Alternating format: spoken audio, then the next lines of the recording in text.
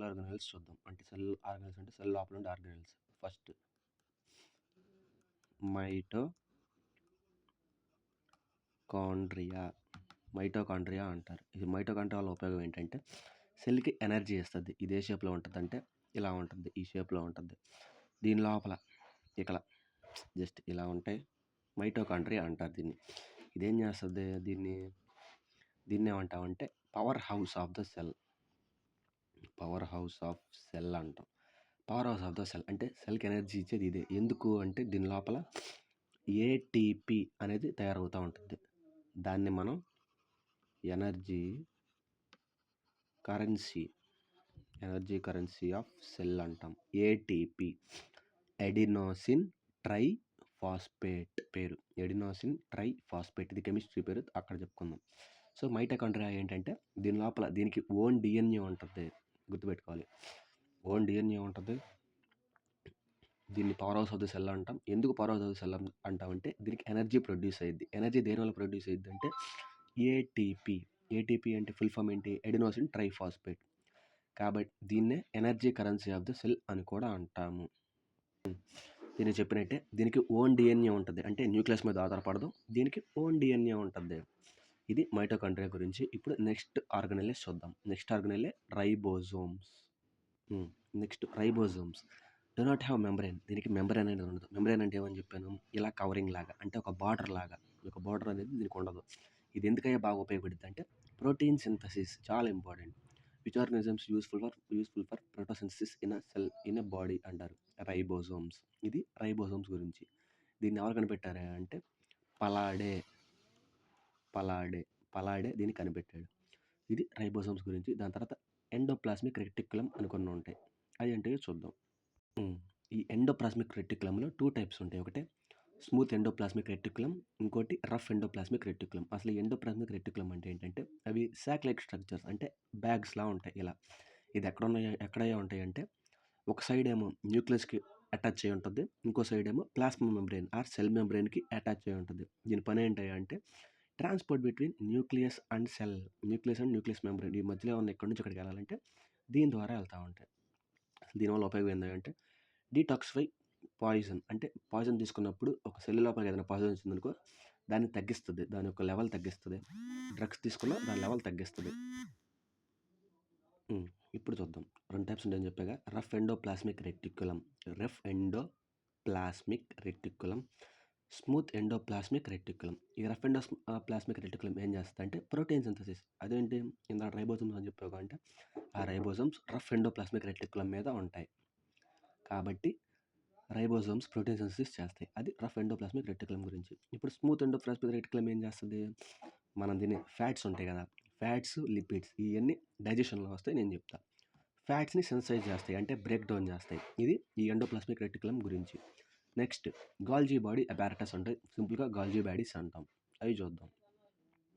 ఈ గాల్జీ బాడీస్ అంటే ఏంటో చూద్దాం. ఈ గాల్జీ బాడీస్ అంటే ఏంటంటే వీటి యొక్క మెయిన్ ఫంక్షన్ ఏంటంటే ఒక ప్లేస్ నుంచి ఇంకో ప్లేస్కి లిపిడ్స్ని, ఫ్యాట్స్ని, ప్రోటీన్స్ని ట్రాన్స్ఫర్ చేస్తూ ఉంటాయి. అంటే ఎక్కడి నుంచి ఇక్కడికి తరలిస్తూ ఉంటాయి. కాబట్టి దీన్ని మనం post office of the cell అంటాం. ఇది గుర్తుపెట్టుకోవాలి పేర్లు.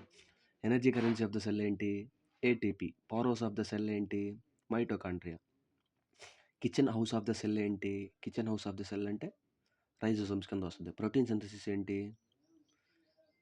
Ribosomes. So post of the cell ఏంటంటే గాల్జీ బాడీస్. ఇది గాల్జీ బాడీస్ గురించి. ఇట్ ఫార్మ్స్ లైజోజోమ్స్ అన్నాడు కదా, ఈ లైజోజోమ్స్ అంటే ఏంటో చూద్దాం ఇప్పుడు ఇది చూద్దాం. లైజోజోమ్స్ అంటే ఏంటంటే it's also known as suicidal bags of the cell. దీన్ని సూసైడల్ బ్యాగ్స్ అని ఎందుకు అంటున్నాం అంటే ఇప్పుడు సెల్లో ఉన్న వేస్ట్ మొత్తం దీంట్లోకి వస్తుంది, దేంట్లోకి? లైజోజోమ్స్లోకి. దానివల్ల వేస్ట్ మొత్తం దాంట్లో ఉంటుందిగా. వేస్ట్ అంటే ఏంటి?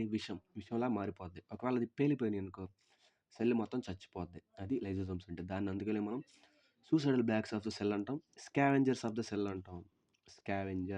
స్కావెంజర్స్ అంటే ఏంటంటే క్లీన్ చేసేవాళ్ళు మొత్తం ఇది క్లీన్ చేస్తుంది అనుకో, ఇది మొత్తం దీని లోపల ఉంచుకుంటుంది. అప్పుడేంటి? ఇది మొత్తం వేస్ట్ కదా, వేస్ట్ అన్వాంటెడ్ థింగ్.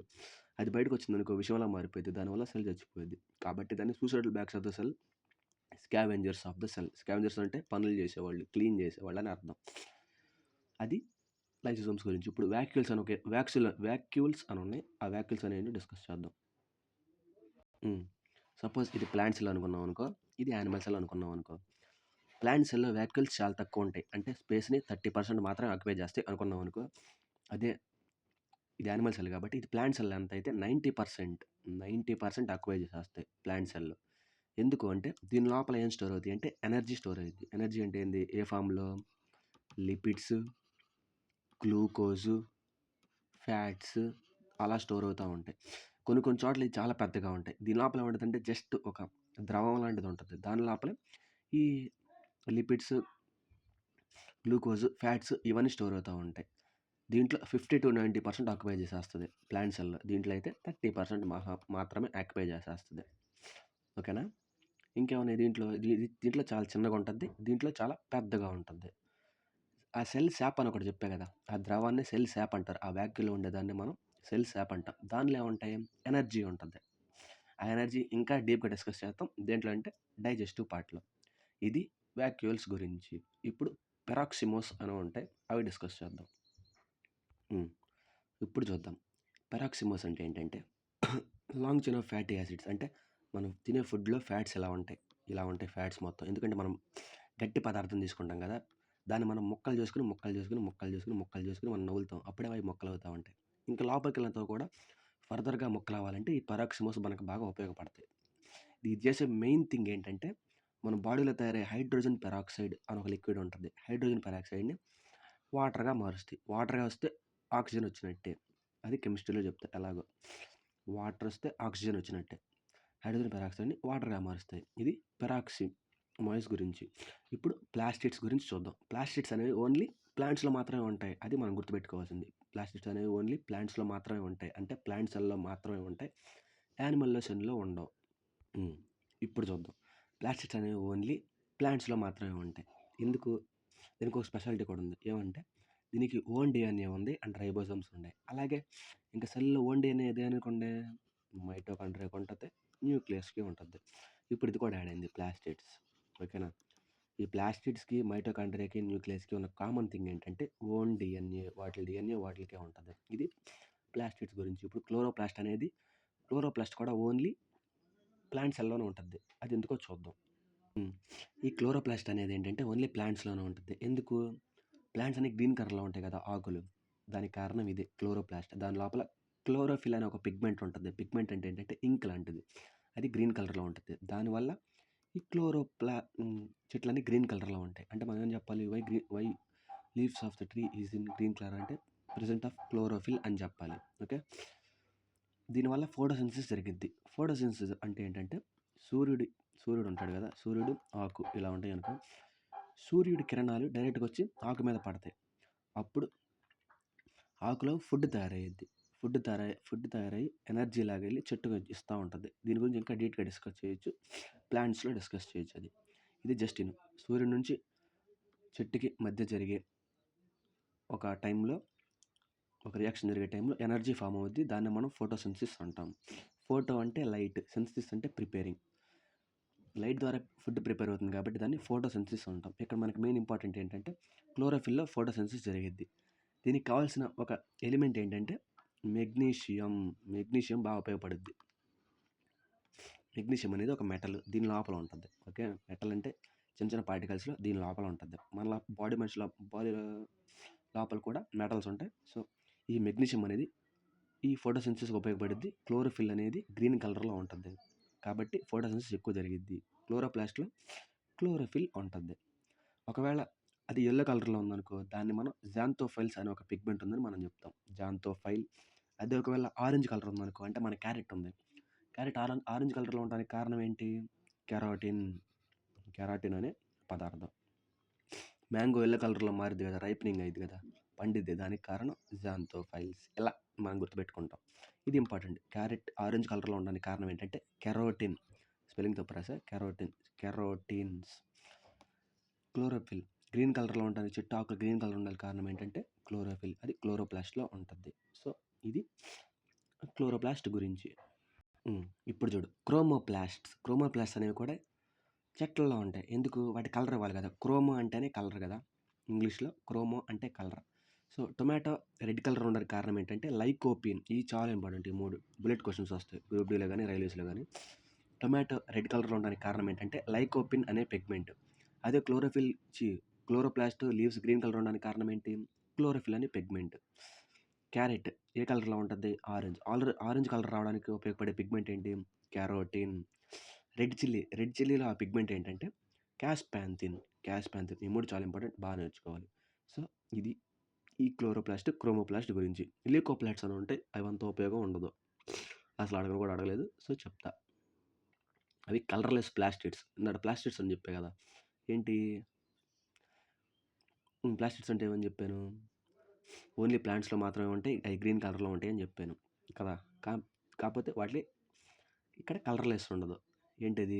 లీకోప్లాస్ట్. ఓన్లీ స్టోరేజ్‌కి మాత్రమే వాడతాం. అంటే సెల్ లోపల ఉన్న ఏమైనా స్టోర్ చేసుకోవడానికి ఉపయోగపడేవే లీకోప్లాస్ట్. ఇప్పుడు మనకి ఇంకో టాపిక్ ఉంది. అదేంటంటే సెల్ డివిజన్. ఎలా సెల్ డివైడ్ అయ్యిద్ది అని.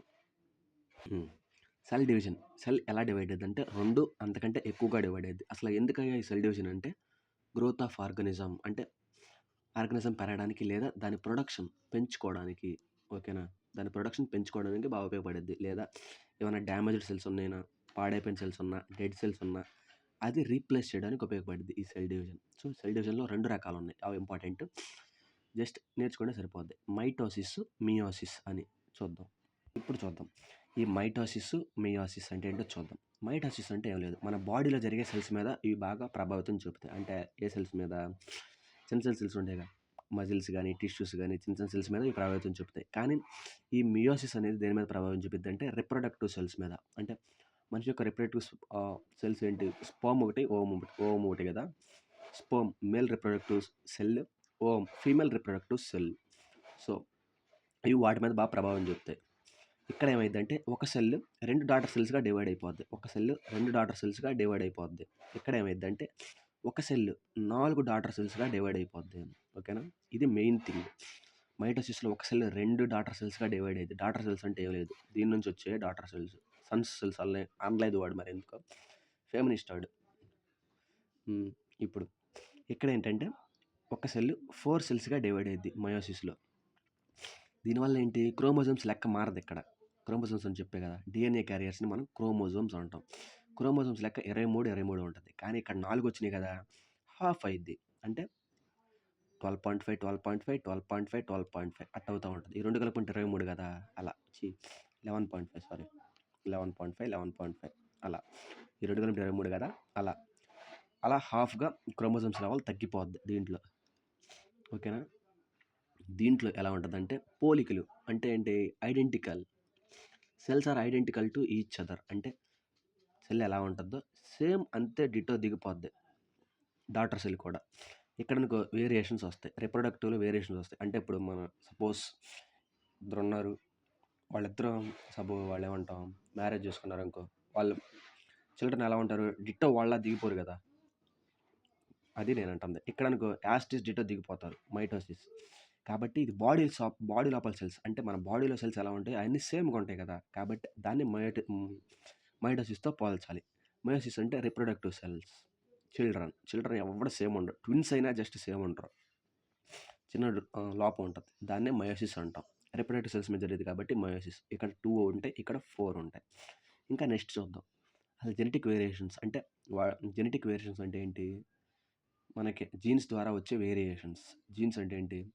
మన బాడీ ఉంటుంది కదా, మన బాడీ ఎలా ఫామ్ అయ్యిద్ది, మన పేరెంట్స్ నుంచి మన బాడీ ఫామ్ అయ్యిద్ది, ఎలాంటి పోలికల్లో ఎలాంటి చేంజెస్ ఉండవు, యాస్టేజ్ దిగిపోతాడు, ఇక్కడ చేంజెస్ ఉంటాయి. ఇది మైటోసిస్, మియోసిస్ అంటే. ఇప్పుడు సెల్ సైకిల్ అనేది చూద్దాం. సెల్ సైకిల్ అనేది అసలు చాలా నెగ్లిజిబుల్, అసలు ఎప్పుడు అడగలేదు, చూద్దాం జస్ట్. ఈ సెల్ సైకిల్ అంటే ఏంటంటే చూద్దాం. సెల్ సైకిల్ అంటే ఏం లేదు, సెల్ ఎలా ఉద్భవించింది, ఎలా రూపాంతరం చెందుతుంది, అంటే ఎలా గ్రో అవుతుంది, దాన్ని ఏమంటాం, ఎలా డీవియేట్ కాదు, ఆ పదం నాకు గుర్తురావట్లం, ఎలా చేంజ్ అవుతుంది అని, మ్యూటేషన్స్, చేంజెస్ ఎలా అవుతుంది అనేది చూద్దాం. ఫస్ట్ G1 ఫేజ్ అని ఒకటి ఉంటుంది సెల్కి. G1 phase, G2 phase. G1 ఫేజ్లో ఏమవుతుందంటే సెల్ గ్రో అవుతుంది. జస్ట్ ఎలా గ్రో అవుతుంది, చిన్నగా అప్పుడే ఫామ్ అవుతూ ఉంటాయి, మొత్తం అలా ఫామ్ అవుతూ ఉంటాయి. G1లో ఎస్ ఫేజ్ అని ఒకటి ఉంటుంది. దీంట్లో ఏమైంది, సెల్ దాని యొక్క డిఎన్ఏ ఇంప్రూవ్ చేసుకుంటూ ఉంటుంది. అంటే పాత్ సెల్ ఉంటుంది కదా, సేమ్ అలాగే డిఎన్ఏ ఇంప్రూవ్ చేసుకుంటూ ఉంటుంది. G2 ఫేజ్లో ఇంకా get ready to start grow అవ్వడానికి లేదా డెడ్ సెల్స్ని రీప్లేస్ చేయడానికి ఇక్కడ మైటోసిస్ జరుగుద్ది. మైటోసిస్ అంటే ఏంటి? 2 డాటర్ సెల్స్ అంతే కదా. అలా జరుగుద్ది. ఇప్పుడు అలా ఈ రెండింటికి డిఫరెన్స్ ఏంటి, ప్లాంట్ సెల్ వర్సెస్ యానిమల్ సెల్స్కి డిఫరెంట్ ఏంటో చూద్దాం. ఇప్పుడు చెప్దాం. ప్లాంట్కి యానిమల్ సెల్ డిఫరెంట్ ఏంటి? ప్లాంట్ సెల్లో సెల్ వాల్ ఉండిద్ది, ఇక్కడ సెల్ వాల్ ఉండదు. రెండోది ఇక్కడ ఏముంటుంది? క్లోరోప్లాస్ట్ ఉంటుంది. క్లోరోప్లాస్ట్ అంటే ఏమిస్తుంది చెప్పు? Green colour. ఎందుకు? క్లోరోఫిల్ ద్వారా ఇస్తుంది. దీంట్లో అది ఉండదు. మనిషి కూడా గ్రీన్ కలర్లో ఉండడు, పెయింట్ వేసుకుంటుంది తప్పితే గ్రీన్ కలర్ ఉండడు మనిషి. సో అందుకు షేప్ ఎలా ఉంటుంది? రెక్టాంగులర్ షేప్ ఉంటుంది. అంట, నాకు తెలియదు. రెక్టాంగులర్ షేప్ ఉంటుంది. ఎందుకు? సెల్ వాల్ ఇలా ఉంటుంది కదా, ఇలా కవర్ అయిపోయి ఉంటుంది కాబట్టి రెక్టాంగులర్ షేప్ ఉంటుంది. ఇది ఎట్లా? రౌండ్ షేప్లో ఉంటుంది. ఇలా రౌండ్ షేప్లో ఉంటుంది. ఇంకోటి మెయిన్ థింగ్ ఏంటంటే వ్యాక్యూల్స్ ఎంత ఉంటాయని చెప్పాను? 50 to 90% వ్యాక్యూల్స్ ఉంటాయి. ఇక్కడ 30 to 20% తక్కువే ఉంటుంది. ఓకే, అలా. ఇక్కడ దీంట్లో ఉంటాయని చెప్పాను ప్లాస్టిడ్స్ కొన్న స్పెషాలిటీ ఏంటి?